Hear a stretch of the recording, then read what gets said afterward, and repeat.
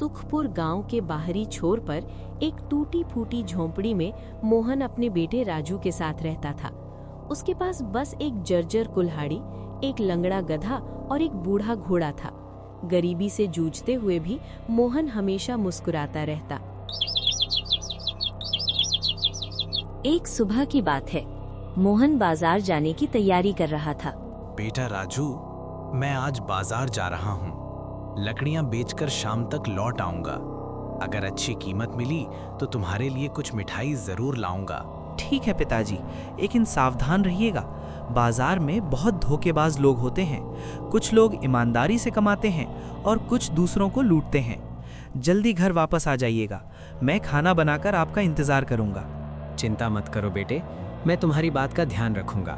भगवान ने चाहा तो आज अच्छा दिन होगा।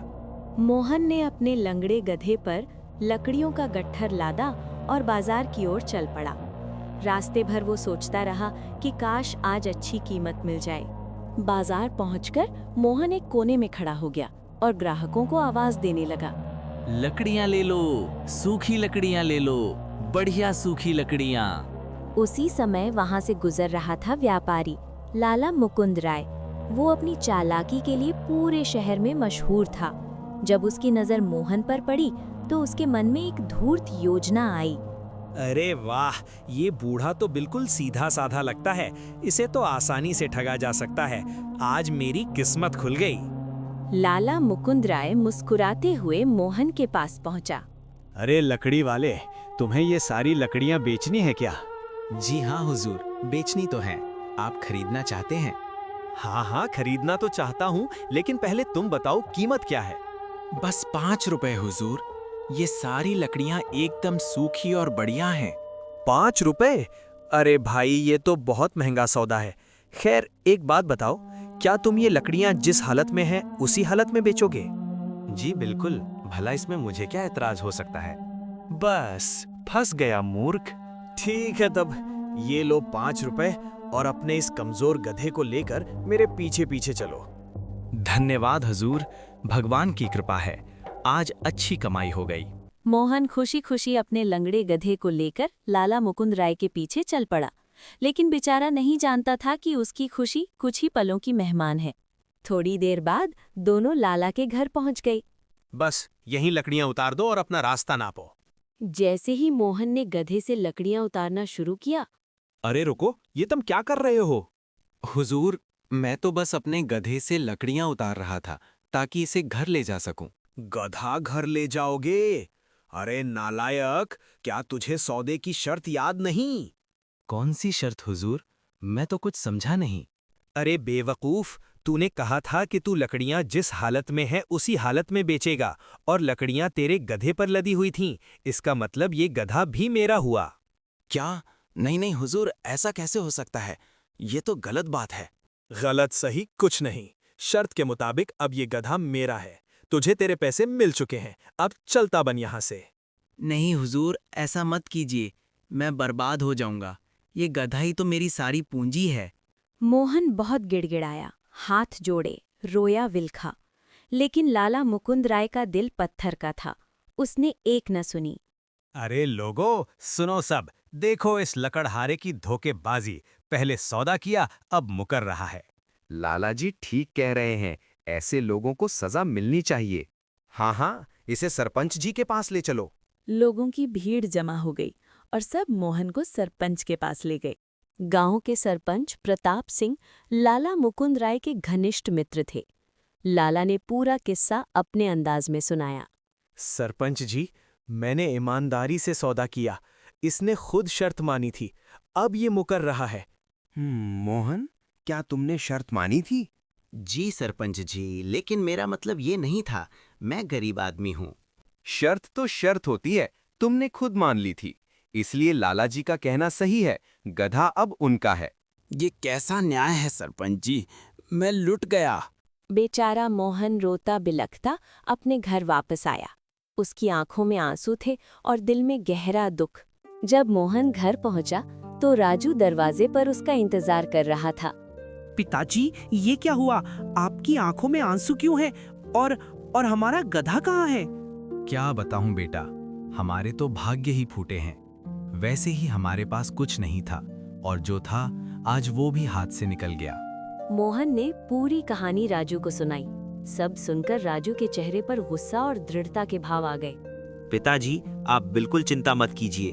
भगवान के घर देर है अंधेर नहीं। कल मैं बाजार जाऊंगा। लेकिन बेटा, वो बहुत चालाक आदमी है, तुम क्या कर पाओगे? आप बस मेरा इंतजार कीजिए। मैं उस धूर्त को ऐसा सबक सिखाऊंगा कि जीवन भर याद रखेगा। अगली सुबह मोहन की तबीयत ठीक नहीं थी। दुख और चिंता के कारण वो बिस्तर से उठ नहीं पा रहा था। पिताजी, आज आप आराम कीजिए, मैं बाजार जाता हूँ। शायद मेरी किस्मत आपसे बेहतर हो। जैसा तुम ठीक समझो बेटा, भगवान तुम्हारा भला करे। राजू ने बूढ़े घोड़े पर लकड़ियों का गट्ठर लादा। रास्ते भर वो अपनी योजना के बारे में सोचता रहा। अगर वो बेईमान मुझे मिल गया तो आज मैं उसे जीवन की सबसे बड़ी सीख दूंगा। बाजार पहुंचकर राजू ने जोर जोर से आवाज लगानी शुरू की। लकड़ियां ले लो, सूखी सूखी लकड़ियां, सस्ते में ले लो। जैसी राजू को उम्मीद थी, लाला मुकुंदराय फिर से किसी को ठगने के मूड में बाजार आया था।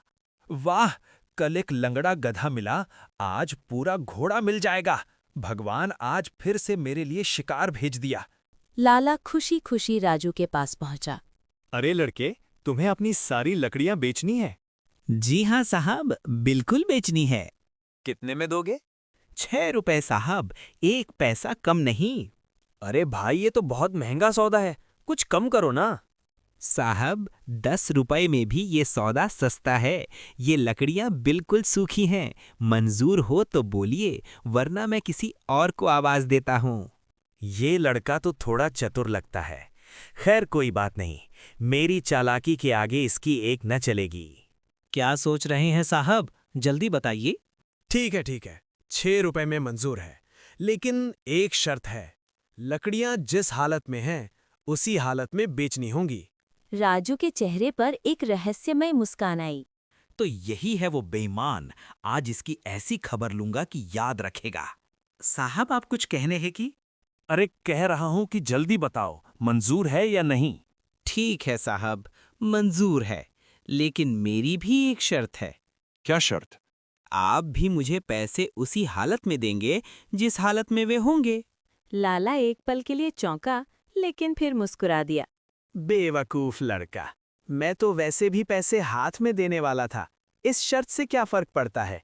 हाँ, मंजूर है। अब चलो मेरे पीछे। राजू अपने बूढ़े घोड़े को लेकर लाला के पीछे चल पड़ा। रास्ते भर लाला खुशी में मुस्कुराता रहा। मूर्ख लड़का, खुद को बहुत चालाक समझता है। देखता हूं जब सच्चाई पता चलेगी तो क्या करेगा। लाला के घर पहुंच गए। बस यहाँ लकड़ियां उतार दो। कहाँ रखूं साहब? अरे बेवकूफ, क्या तुझे शर्त याद नहीं? तूने लकड़ियां जिस हालत में हैं उसी हालत में बेची हैं, मतलब घोड़े के साथ। अरे हाँ, मैं तो भूल ही गया, माफ कीजिएगा साहब। लीजिए साहब, आपका सामान। अब मुझे मेरे पैसे दे दीजिए। हाँ, लो, संभालो अपने पैसे। लाला ने अपने दाहिने हाथ में 6 रुपए पकड़े और राजू की ओर बढ़ाई, लेकिन राजू ने हाथ आगे नहीं बढ़ाया। रुकिए साहब, ये आप क्या कर रहे हैं? क्या मतलब? मैं तुझे तेरे पैसे दे रहा हूँ। साहब, आपने लकड़ियां जिस हालत में थीं उसी हालत में खरीदी और साथ में मेरा घोड़ा भी मिल गया। ठीक है, मुझे कोई शिकायत नहीं, लेकिन क्या? लेकिन आपने मुझसे भी तो वादा किया था कि आप पैसे उसी हालत में देंगे जिस हालत में वे होंगे। हाँ तो मैं तो दे रहा हूँ। इस समय वे पैसे आपके दाहिने हाथ में हैं, इसलिए शर्त के मुताबिक आपको पैसों के साथ साथ अपना दाहिना हाथ भी मुझे देना होगा। राजू की बात सुनकर लाला के चेहरे का रंग उड़ गया। क्या बकवास है ये? तू पागल हो गया क्या? बकवास नहीं साहब, न्याय की बात कर रहा हूँ। आपको शर्त के मुताबिक अपना दाहिना हाथ मुझे देना ही होगा। तेरी ये हिम्मत! निकल जा यहाँ से। राजू ने जोर जोर से चिल्लाना शुरू किया। अरे भाइयों बहनों, सुनो सब, मुझे इस धोखेबाज से न्याय दिलाओ। देखते ही देखते भीड़ जमा हो गई। क्या हुआ बेटा, क्यों चिल्ला रहे हो? ये साहब कल मेरे बूढ़े पिता से उनका गधा ठग ले गए। आज मैंने भी वैसी ही शर्त रखी, अब ये अपना वादा पूरा नहीं कर रहे। राजू ने पूरा किस्सा सबको सुनाया। हाँ हाँ, कल हमने भी ये देखा था। शर्म नहीं आती लाला, गरीब का गधा लूट लिया। आज तो तुम्हें अपना हाथ देना ही पड़ेगा। अरे नहीं नहीं, चलो सब सरपंच के पास चलते हैं, वो फैसला करेंगे। सरपंच जी, मुझे न्याय चाहिए। राजू ने पूरी कहानी विस्तार से सुनाई। सरपंच सोच में पड़ गए। अरे ये तो मुश्किल हो गई। लाला मेरा दोस्त है, लेकिन इतने लोगों के सामने अगर मैं गलत फैसला करूं तो मेरी इज्जत चली जाएगी। सरपंच जी, मुझे मेरा हक दिलाइए। शर्त के मुताबिक मुझे इनका दाहिना हाथ मिलना चाहिए। हाँ हाँ, न्याय करो सरपंच जी। सुनो बेटा राजू, बात तो तुम्हारी सही है, लेकिन तुम एक इंसान का हाथ लेकर क्या करोगे? मेरी मानो तो जो भी लाला तुम्हें दे रहा है वो ले लो और 5 रुपए और ले लो। नहीं सरपंच जी, मुझे तो शर्त के मुताबिक इनका हाथ ही चाहिए, और अगर आप ये नहीं कर सकते तो क्या? ठीक है, अगर आप कहते हैं तो मैं 100 रुपए के बदले अपना दावा वापस ले सकता हूँ। 100 रुपए सुनकर लाला चीख पड़ा। 100 रुपए? ये तो लूट है, मैं ये रकम नहीं दे सकता। ठीक है लाला, तब शर्त के मुताबिक तुम्हें अपना हाथ देना होगा। हाँ सरपंच जी, अगर 100 रुपए नहीं देना तो फिर हाथ तो काटना ही पड़ेगा। हाँ हाँ, न्याय करो सरपंच जी। लाला मुकुंद राय की समझ में आ गया कि अब वो फंस चुका है। उसके चेहरे से पसीना बहने लगा। अरे सरपंच जी, आप मेरे दोस्त हैं, मेरी मदद कीजिए। लाला, मैं तुम्हारा दोस्त जरूर हूं, लेकिन न्याय से बढ़कर कोई दोस्ती नहीं। तुमने ही ये खेल शुरू किया था। कल तुमने एक गरीब बूढ़े के साथ यही किया, आज तुम्हें भी वही सहना होगा। माफ कर दो सरपंच जी, मैं गलत था। अब फैसला तुम्हें करना है, या तो 100 रुपए दो या अपना हाथ दो। ठीक है, मैं 100 रुपए देता हूँ। और मेरे पिताजी का गधा, वो भी वापस करना होगा। वो भी ले जाओ, सब कुछ ले जाओ। लाला बहुत बुरी तरह पिट चुका था। उसने मजबूरी में अपने घर से 100 रुपए लाकर राजू को दिए। सरपंच जी का धन्यवाद। और लाला जी, अब क्या है? ये मत समझिएगा कि आप मुझसे ज्यादा चतुर हैं। सच्चाई तो ये है कि ईमानदारी और न्याय हमेशा धूर्तता से जीतते हैं। शाबाश बेटे, बहुत अच्छा किया। लाला को अच्छा सबक मिला। अब ये दोबारा किसी को ठगने की हिम्मत नहीं करेंगे। राजू खुशी खुशी अपने बूढ़े घोड़े पर 100 रुपए और लंगड़े गधे को साथ लेकर घर की ओर चल पड़ा। रास्ते भर वो मुस्कुराता रहा।